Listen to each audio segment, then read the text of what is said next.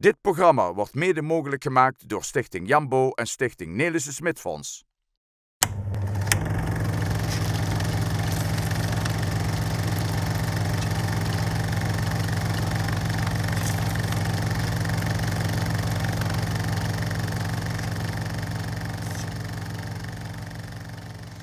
In deze uitzending van Venray van Toen gaan we terug naar het jaar 1955.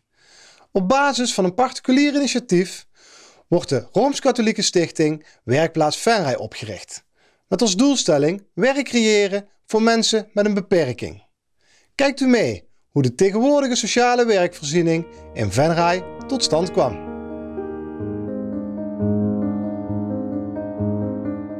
De Kruisstraat eind jaren 50. In deze houten barakken wordt na de oprichting van de stichting Werkplaats Venray gestart met de eerste werkzaamheden.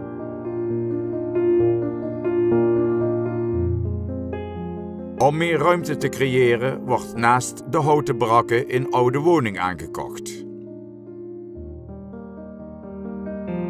De eerste werkzaamheden bestaan onder andere uit het maken van grafkransen voor Blomest van Ham.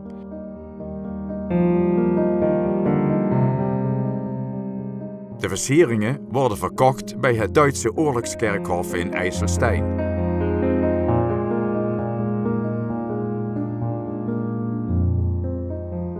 In de barakken is werkgelegenheid voor ongeveer 10 personen, waarvan er enkele slijp- en braamwerk verrichten.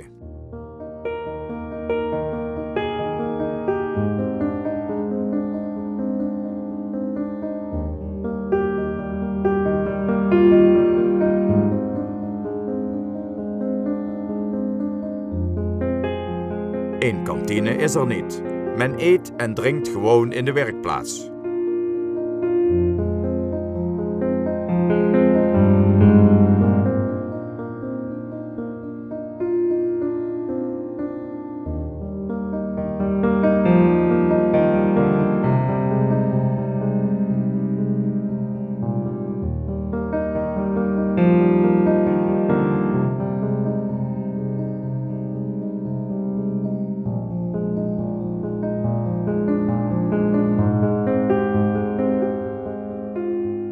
Ondanks de kleine werkplaats worden voor een ordnebedrijf toch grote partijen onderdelen gefabriceerd.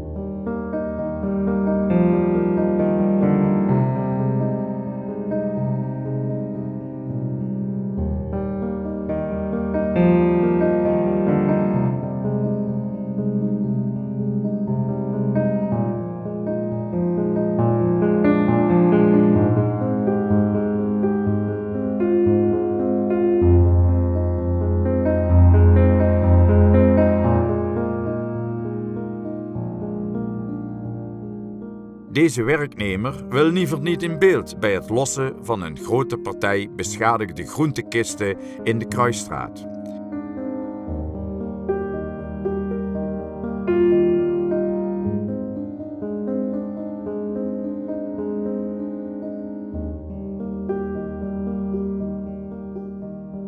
De kisten zijn afkomstig van de Venlose groenteveiling.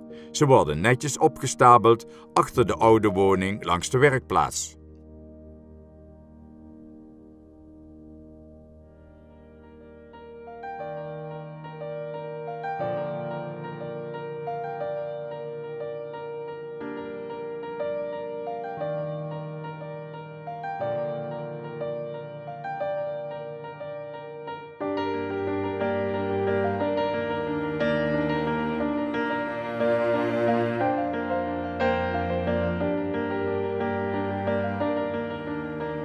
achtergebleven rommel moet natuurlijk wel netjes opgeruimd worden.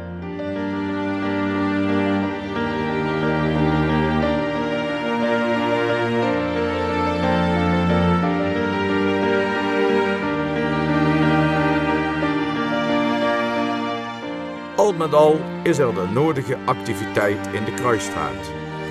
Regelmatig lossen en laden hier vrachtwagens de producten en onderdelen.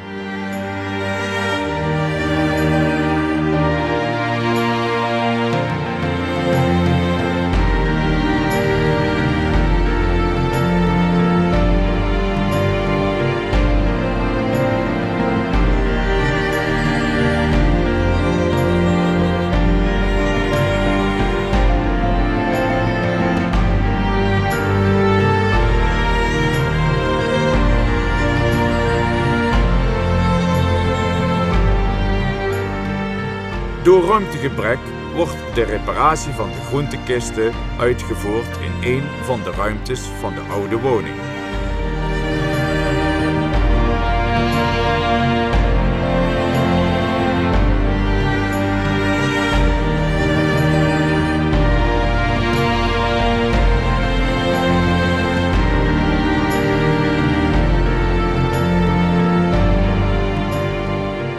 In deze periode is er ook tijd voor ontspanning. Het voltallig personeel met partners wordt uitgenodigd voor een busreisje naar het Duitse Ruhrberg aan de Rijn.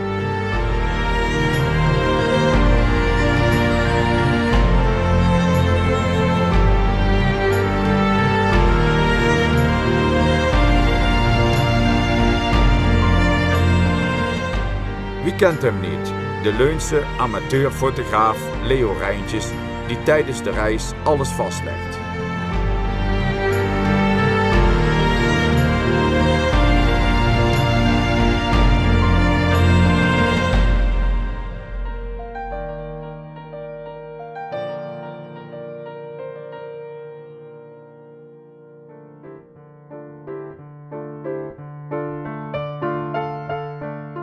Uiteraard wordt er ook nog een mooie boottocht gemaakt over de Rijn.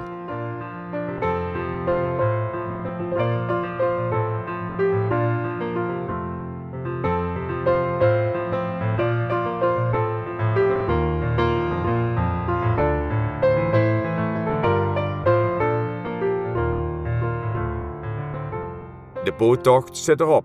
Het is weer tijd om te vertrekken.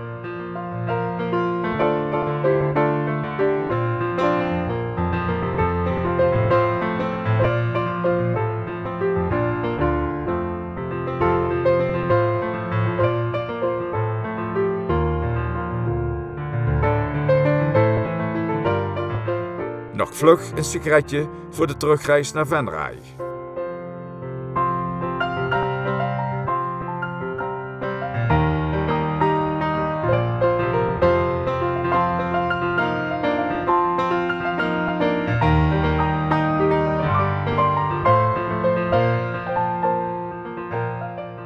Na een mooie reis is het weer tijd om aan het werk te gaan.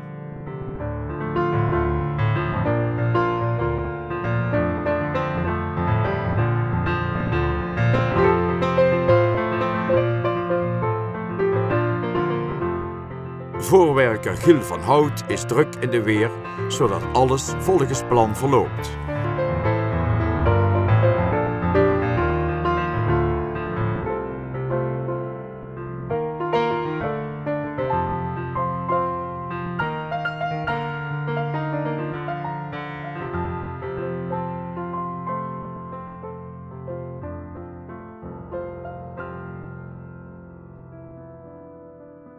Op het kantoor, dat eveneens gevestigd is in de oude woning, worden alle bedrijfsmatige en financiële gegevens goed bijgehouden door het kantoorpersoneel.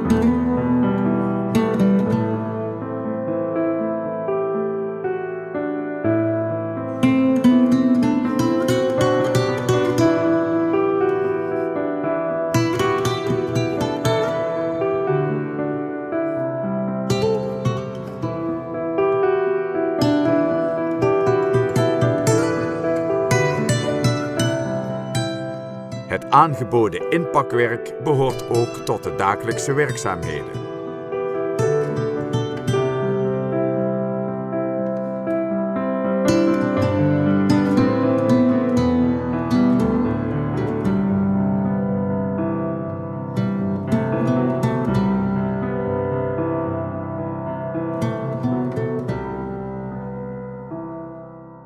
Sinds de aanstelling van directeur Paul Rippe in 1959 ontwikkelt de Stichting Werkplaats zich snel.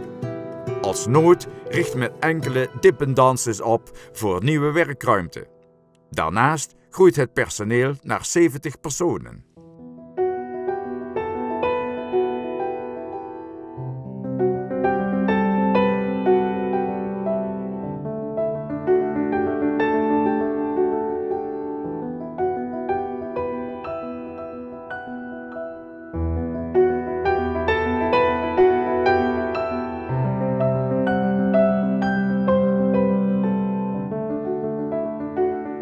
Of directeur Paul Rippe hier het contract tekent voor een nieuw gepland onderkomen aan de Maarseeseweg, is niet duidelijk.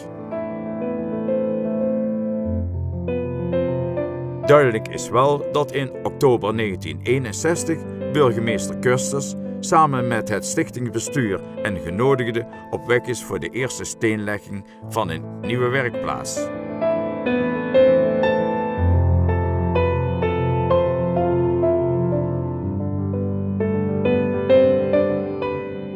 Het voltallige gemeentebestuur en aannemer Dinks is hierbij aanwezig. Architect Kolse, directeur Rippe en genodigden luisteren aandachtig naar de toespraak van directeur Bartels van het Arbeidsbureau, hoe het een en ander tot stand is gekomen. De medewerkers van de werkplaats luisteren aandachtig toe.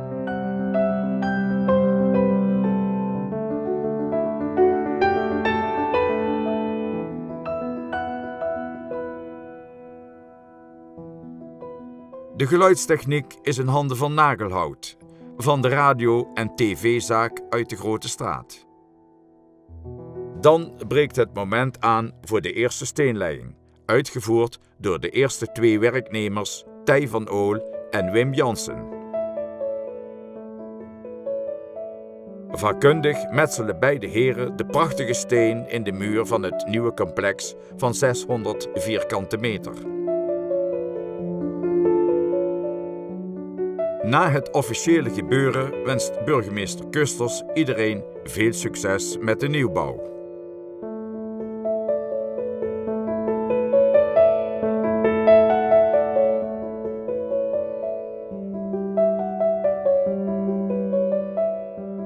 In trotse directeur Paul Rippe spreekt mooie woorden over de ontwikkeling van de sociale werkvoorziening in Venray. Ook de werknemers van aannemer Dinks uit Kasteraai zijn geïnteresseerd in alle mooie woorden.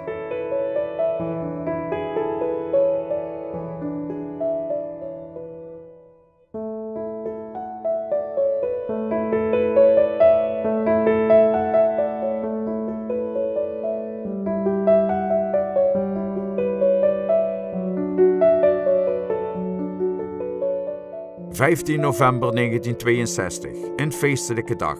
Staatssecretaris Roelvink is uitgenodigd om de nieuwe werkplaats voor aangepaste arbeid voor Venray en omstreken officieel te openen. Als eerste neemt de heer Bartels, voorzitter van de Stichting Werkvoorziening, het woord.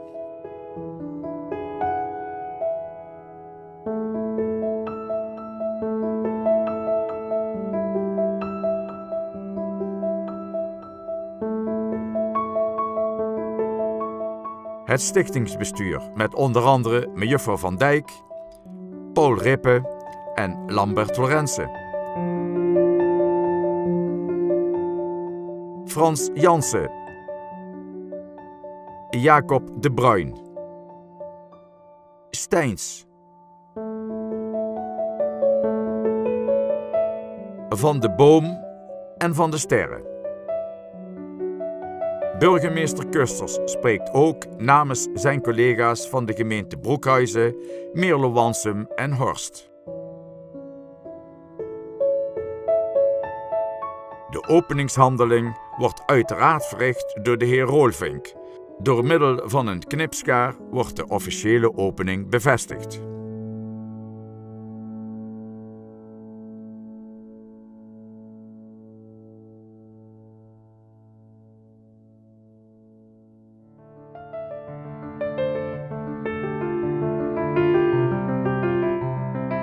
Het aanwezige personeel vindt het allemaal geweldig.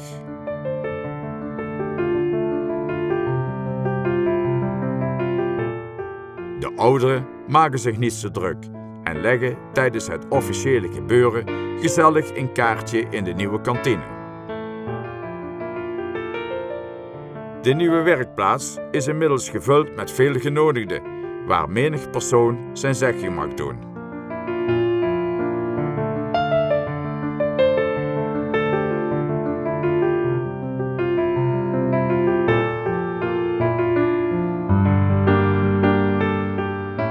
Deken Lone en burgemeester Kusters luisteren aandachtig naar alle toespraken. En er is applaus van het stichtingbestuur. Het personeel wacht geduldig op een openingsborrel.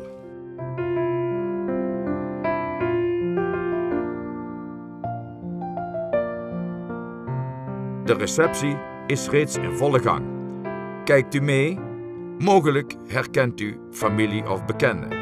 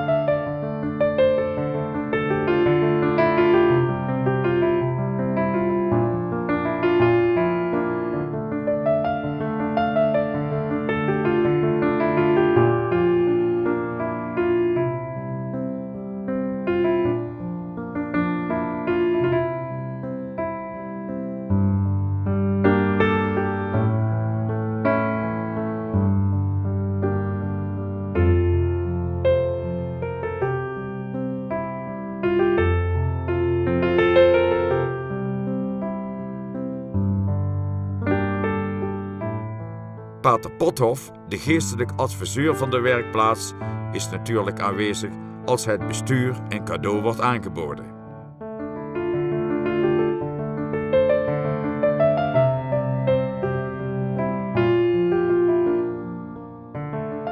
De Venraayse huisarts Dr. van den Homberg heeft andere interesses.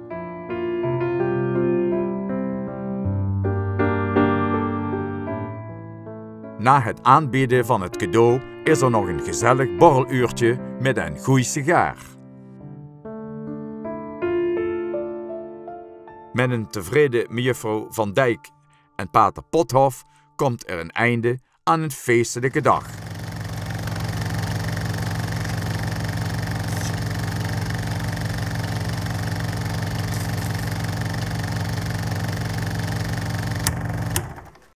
Dit programma wordt mede mogelijk gemaakt door Stichting Jambo en Stichting Nelissen Smit Fonds.